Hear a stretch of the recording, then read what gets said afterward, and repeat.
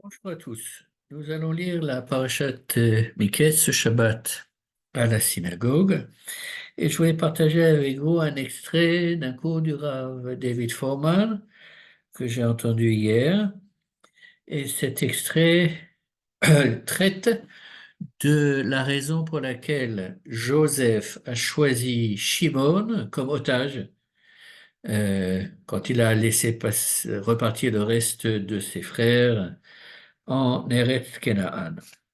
Et donc, je voudrais vous lire les quelques versets qui nous intéressent en les remettant dans le contexte que vous connaissez, en ce sens que, à cause de la famine, Jacob envoie 10 de ses enfants, c'est-à-dire 10 sur 11, Binyamin reste avec lui en Égypte pour amener de la nourriture, pardon, des provisions. Ils sont euh, amenés devant Joseph, qui les reconnaît, et eux ne le reconnaissent pas, ils les traitent d'espions, ils se défendent, mais il leur fait passer 3 jours en tôle, et au bout de 3 jours, il les fait sortir et ils se présentent devant lui, et voilà ce que dit, on est dans le chapitre 42, au verset 18.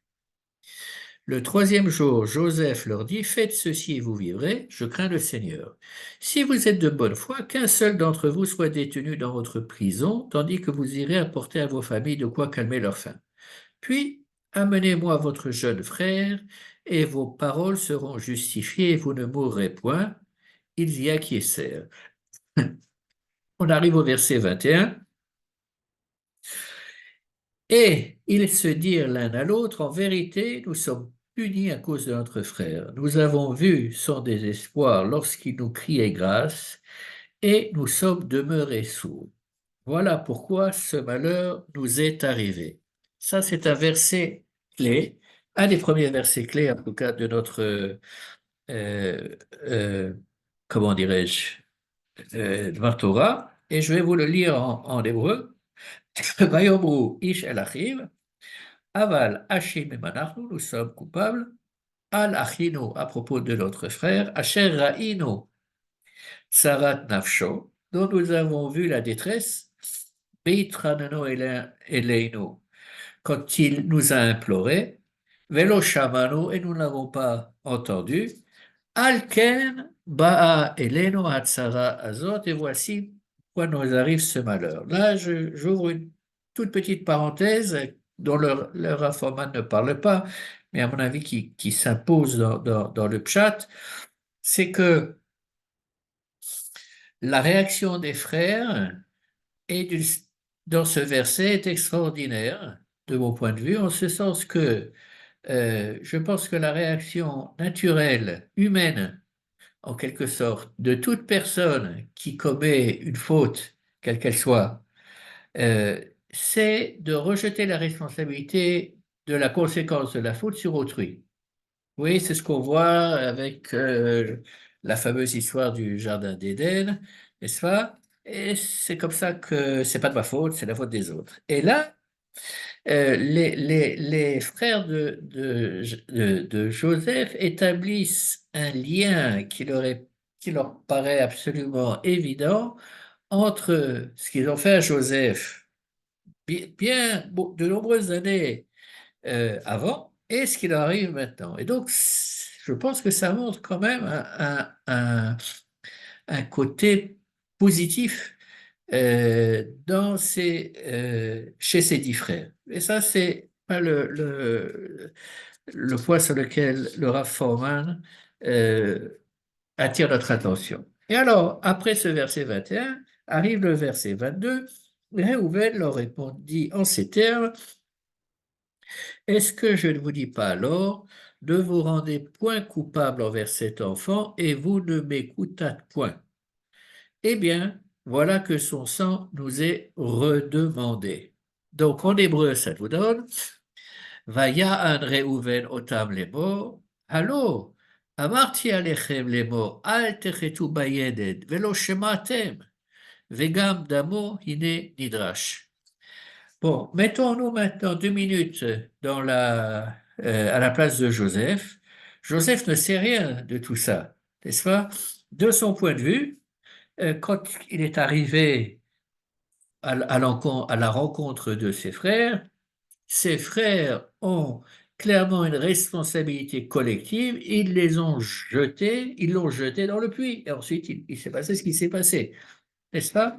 Et donc, quand Réhouven s'exprime de la manière dont il s'exprime, Joseph découvre que Réhouven s'était opposé au projet des frères, mais que les frères ne l'ont pas écouté. Oui. Donc, c'est quelque chose qui est très important. Et c'est pour ça que le verset d'après, on le comprend mieux. Euh, Or, ils ne savaient pas que Joseph les comprenait, car il s'était servi d'un interprète. Il s'éloigna d'eux et pleura, puis il revint à eux, leur parla, et sépara d'avec eux Shimon, qu'il fit incarcérer en leur présence. Donc, en hébreu, Vehem lo yadu ki shomea Yosef, ki hamelis benotam. Donc, euh, bien entendu, ils ne savent pas que Joseph est Joseph, donc il parle hébreu, qu'il comprend.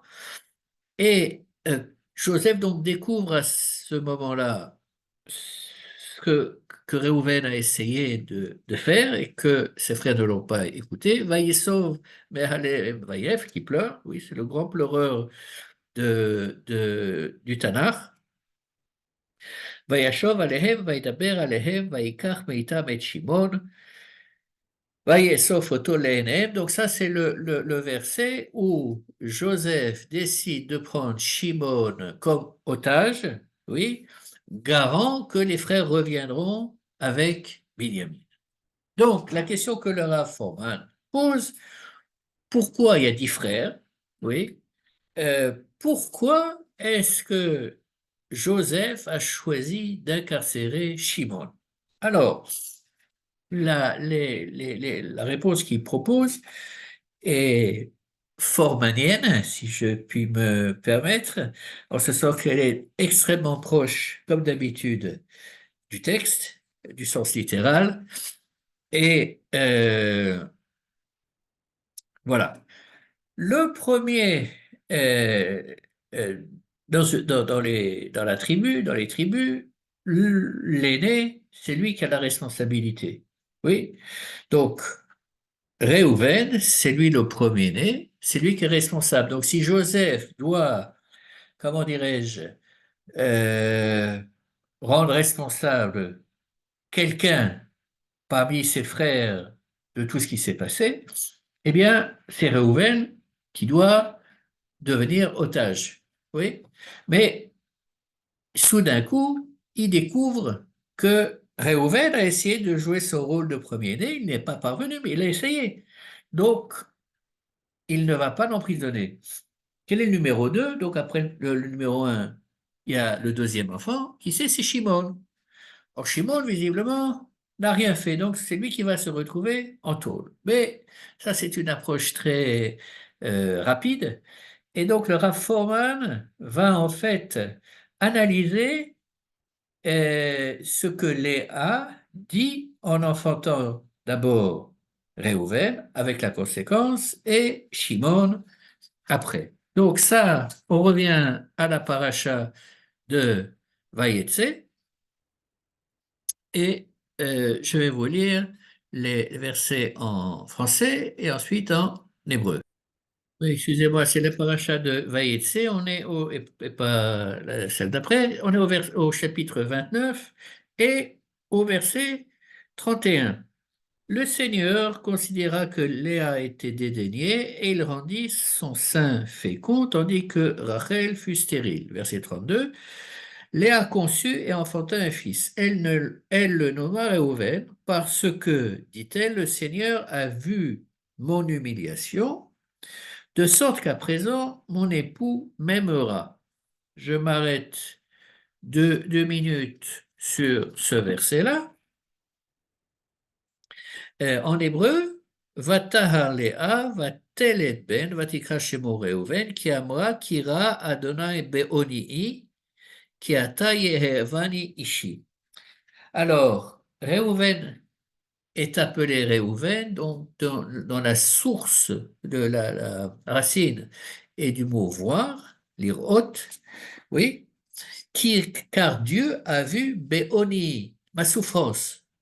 Oui, Dieu a vu ma souffrance, et donc il m'a, entre guillemets, je ne sais pas si c'est récompensé, mais m'a apaisé ma souffrance en m'accordant ce premier fils. Donc, c'est un nom qui est porteur de signification. Enfin, la raison pour laquelle Léa appelle son premier-né Réhouven est vraiment porteur de signification. Maintenant, Réhouven est donc le fils de Léa. Léa, qui en a gros sur la patate, si je puis me permettre, de l'attitude du fait que Yaakov préfère Rachel à elle, elle en souffre énormément, et on le voit à la suite de tous les enfantements qu'elle va faire et de noms qu'elle va donner à ses enfants. Et on pourrait s'attendre que Réhouven, qui se perçoit profondément comme fils de Léa, quand, euh, comment dirais-je, quand il y a cette histoire de Joseph et du fait qu'il est jeté dans le puits, on aurait pu s'attendre à ce qu'il ne réagisse pas de la manière dont il réagit, c'est qu'il aille avec le groupe en tant que représentant du fils de Léa, oui, contre le fils de Rachel, qui est Joseph, et ils sont tous très euh, avec une haine à son égard, etc. Or, c'est pas du tout comme ça que Réhouven va réagir, et on le découvre de manière profonde dans la paracha de Miquée, puisque euh, il dit qu'il a vu la douleur, la souffrance de Joseph, qu'il a voulu intervenir, mais que ses frères ne l'ont pas entendu. C'est-à-dire que il a pris dit le Rafforman, il a utilisé son nom, oui, la signification de son nom de manière positive, non pas comme j'ai vu la souffrance, je suis le représentant de la souffrance de ma mère et par conséquent je vais en profiter pour me venger sur le descendant de Rachel, pas du tout. Il se montre comme une personne qui a de l'empathie, qui voit la douleur chez autrui.